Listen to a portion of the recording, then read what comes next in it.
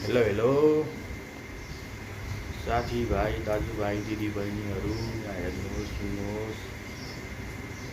सम्पूर्ण महिला दिदीबहिनी दाजुभाइहरू भाइबहिनीहरू आमा बुवाहरू, यो चाहिँ के हो त भन्दाखेरि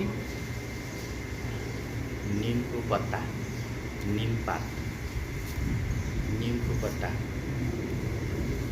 यसको चाहिँ धेरै ठुलो यसको महत्त्व छ साथीभाइहरू। यो चाहिँ हिजो मैले कलेक्सन गरेर लिएर आएको, बोटबाट टिपेर लिएर आएको यो निमको पत्ता। यसको चाहिँ आयुर्वेदमा ठुलो महत्त्व छ दाजुभाइ साथीभाइहरू। त्यही भएर यसको चाहिँ मैले यसको औषधि बनाउन गइरहेको छु। यसको औषधि के छ त भन्दाखेरि यो निम पत्ता, निमको पात। यहाँ तपाईहरुले देख्न सक्नुहुन्छ, यहाँ टन्नै छ निमको पात। यहाँ हेर्नुहोस्, मैले यसरी बोटबाट टिपेर लिएर आएको। लिएर आएर यसलाई चाहिँ यहाँ हेर्नुहोस्। अब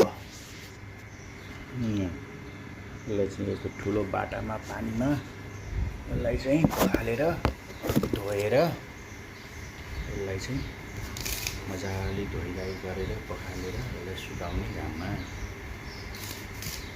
सुकाइसकेपछि यो चाहिँ एकदम सुकिसकेपछि यसको चाहिँ पाउडर बनाउने।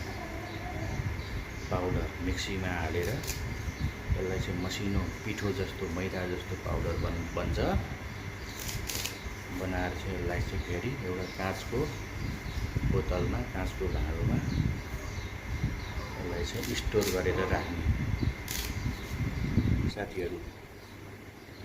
अनि यो निमको पत्ता चाहिँ हजुरहरूले यसको महत्त्व के छ, कस्तो छ, यसको औषधि या गुण के छ, हाम्रो स्वास्थ्यलाई कस्तो यसले फाइदा गर्छ भन्ने कुरा चाहिँ तपाईहरुले चाहिँ गुगलमा गएर पनि सर्च गरेर यसको बेनिफिट अफ द निम लिफ भनेर चाहिँ सर्च गर्न सक्नुहुन्छ र त्यहाँबाट तपाईले थाहा हुन सक्छ। यसको चाहिँ मेजर गरेर सुगर,